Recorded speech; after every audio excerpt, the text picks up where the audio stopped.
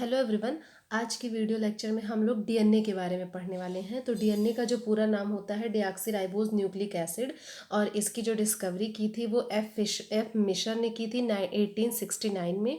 और इसके जो स्ट्रक्चर का डिस्कवरी किया था वो वॉटसन एंड क्रिक ने किया था। तो ये दोनों बहुत ही इंपॉर्टेंट क्वेश्चन बन जाते हैं कि एफ मिशर ने डीएनए की खोज की थी और वॉटसन एंड क्रिक ने उसके स्ट्रक्चर के बारे में बताया था।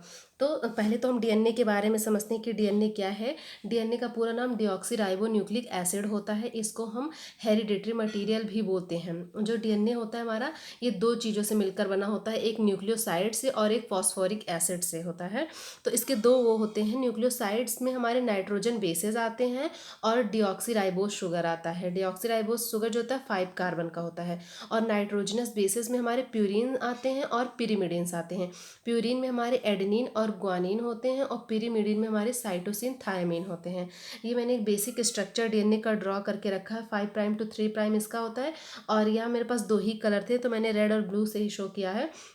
तो जो डीएनए का स्ट्रक्चर होता है वो शुगर और फॉस्फेट से मिलकर बना होता है। फॉस्फेट के नाते ही डीएनए पे हमेशा निगेटिव चार्ज होता है। और जो शुगर होता है 5 कार्बन का इसमें शुगर होता है। और इसमें कुछ बेस पेयर्स होते हैं, ये 4 बेस पेयर्स होते हैं, एडेनिन, ग्वानिन, साइटोसिन, थायमिन।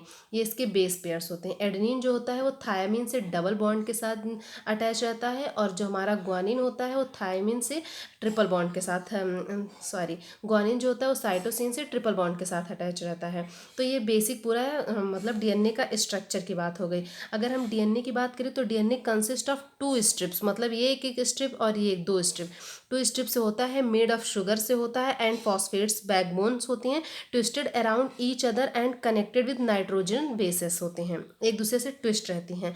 और हम अगर अपने बॉडी के हर सेल्स की बात करें तो every cell in the body contains DNA, it is genetic code. और यही वजह है कि इसकी वजह से मतलब कि ईच पर्सन यूनिक, मतलब सारे लोग यूनिक बन गए हैं क्योंकि डिफरेंट डिफरेंट टाइप्स के सबके अंदर डीएनए है। डीएनए जो होता है वो हमारा, ये जो डीएनए है ये कैरी करता है बहुत सारे इंस्ट्रक्शंस को, development, growth, reproduction and functioning of all life. और अगर हम बात करें कि डीएनए का लोकेशन क्या होता है, कि ये कहाँ लोकेट होता है, तो डीएनए का जो लोकेशन होता है वो वैसे तो न्यूक्लियस के अंदर होता है, इसी वजह से हम न्यूक्लियर डीएनए भी बोलते हैं। इसके अलावा कुछ स्मॉल अमाउंट जो होता है डीएनए का can also be in the form of mitochondria. वो कुछ माइटोकॉन्ड्रिया के भी फॉर्म, माइटोकॉन्ड्रिया में भी कुछ डीएनए स्टोर होता है, तो इसको हम वैसे तो माइटोकॉन्ड्रियल डीएनए बोलते हैं, और इन शॉर्ट हम इसको एम्प्टी डीएनए भी बोलते हैं। इसके अलावा अगर हम बात करें तो ये इस इंफॉर्मेशन को स्टोर कैसे करके रखता है, ये इंफॉर्मेशन को स्टोर करता है इन द फॉर्म ऑफ, ये जो इसके बेस पेयर से एडेनिन, एडेनिन, इसके अलावा ग्वानिन, इसके अलावा थायामीन और साइटोसिन, ये इन्हीं चारों में अपने बेस पेयर्स को अपने सारे इंफॉर्मेशंस को कोड करके रखता है। और अगर हम डीएनए के बारे में और बात करें तो these genes are passed down from parents to offsprings, मतलब पेरेंट्स से ऑफस्प्रिंग्स के अंदर यही जो डीएनए होता है यही हमारा जाता है with some specific individual traits. कुछ इंडिविजुअल अलग डिफरेंट टाइप्स के जो ट्रेड्स हैं, कुछ अलग नए करेक्टर्स के साथ जाता है। और इसी को हम प्राइमरी यूनिट ऑफ हेरिडिटरी भी बोलते हैं। डीएनए जो होता है हमारा प्राइमरी यूनिट ऑफ हेरिडिटरी भी होता है। इसके अलावा हम डीएनए के कुछ और स्पेशल टाइप्स की बात करते हैं।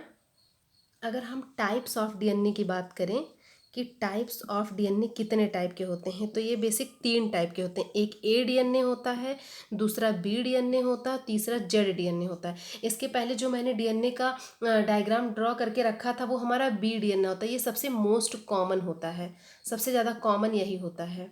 और ये जो होता है हमारा राइट हैंडेड होता है, राइट हैंडेड हेलिक्स होता है, राइट हैंडेड हेलिक्स होता है। जो बी फॉर्म डीएनए होता है सबसे मोस्ट कॉमन यही होता है।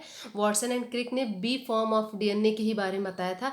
ए जो होता है ये भी हमारा राइट हैंडेड होता है, लेकिन इसमें कुछ चेंजेस होते हैं। लाइक इसमें जो बेस पेयर्स होते हैं हमारे, जैसे एडेनिन, ग्वानिन, साइटोसिन, तो ये बेस पेयर्स का जो नंबर होता है इसमें 11 बेस पेयर्स होते हैं हमारे। 11 हम बेस पेयर को शॉर्ट में बीपी लिख दे रहे हैं।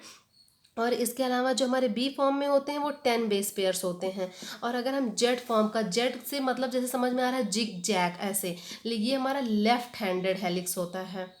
तो यहाँ पे एक बहुत ही मेजर एक तरीके से डिफरेंस है, मतलब ए जो होता है वो राइट होता है, बी भी हमारा राइट हैंडेड हेलिक्स होता है, लेकिन जेड जो होता है हमारा लेफ्ट हैंडेड हेलिक्स होता है। और इसमें जो बेस पेयर्स होते हैं वो 12 बेस पेयर्स होते हैं। तो ये इसमें आता है। इसके अलावा और भी डिफरेंट टाइप के डीएनए का, ये तो एक टाइप्स ऑफ डीएनए था। और अगर हम स्पेशल केस की बात करें तो स्पेशल केस में एक होता है हमारा प्रॉमिस्कस डीएनए। प्रॉमिस्कस डीएनए में क्या होता है कि ये जो डीएनए होता है एक तरीके से मोबिलिटी को शो करता है। मोबिलिटी मतलब कि among the genetic components of all eukaryotic cells, मतलब जितने भी कंपोनेंट्स हैं वो कितने मोबाइल हैं, वो प्रॉमिस्कस डीएनए से होता है। इसके अलावा एक आता है रेपिटेटिव भी डीएनए हमारा। जो हमारा रेपिटेटिव डीएनए होता है इसमें क्या होता है कि ये हमारा कंपोज्ड ऑफ टेंडम रिपीट्स, मतलब एक ही नंबर बहुत ज़्यादा, मतलब नंबर नहीं, बेस पेयर का वो काफ़ी टाइम रिपीट कर रहा है। वो बेस पेयर एक के बाद एक रिपीट हो रहा है, उसको हम रेपिटेटिव डीएनए बोलते हैं। इसके अलावा एक होता है सैटेलाइट डीएनए। सैटेलाइट डीएनए क्या होता है कि सॉरी डीएनए सैटेलाइट डीएनए क्या होता है कि ये हाईली रेपिटेटिव होता है। जैसे रेपिटेटिव डीएनए तो है, इसमें रिपीट्स होते हैं, टेंडम रिपीट्स हम बोलते हैं, सीक्वेंस का बेस पेयर्स का हम रिपीट होता है, लेकिन और ये हायर ऑर्गेनिजम्स में ज़्यादा देखने को मिलता है। जो हायर ऑर्गेनिज्म होते हैं उसमें 20 से 90% तक हमारा ये रेपिटेटिव डीएनए होता है। फिर हम थर्ड सैटेलाइट, अगर हम ऐसे नंबरिंग में, तो थर्ड जो हमारा सैटेलाइट डीएनए है, ये जो होती हैं ये हाईली रेपिटेटिव होती हैं, एक तरीके से हाईली रेपिटेटिव होती हैं। और ये कंसिस्टिंग ऑफ शॉर्ट सीक्वेंस, ये शॉर्ट सीक्वेंस को कंसिस्ट करती हैं, repeated a large number of times, मतलब बहुत ज़्यादा टाइम्स में रिपीट होती हैं। और ये ज़्यादातर जो बायस्ड होती हैं वो एटी रिच को लेके होती हैं, मतलब एटी रिच ज़्यादा देखने को मिलेगा, मतलब एडेनिन और थायमिन ज़्यादा ही देखने को मिलेगा। तो इस तरीके से आज हम लोगों ने बेसिक डीएनए के बारे में समझा है, बहुत ही डेप्थ में नहीं गए, बस हमने ऊपर ऊपर के डीएनए के बारे में समझा है। Thanks for watching, like share and subscribe my video.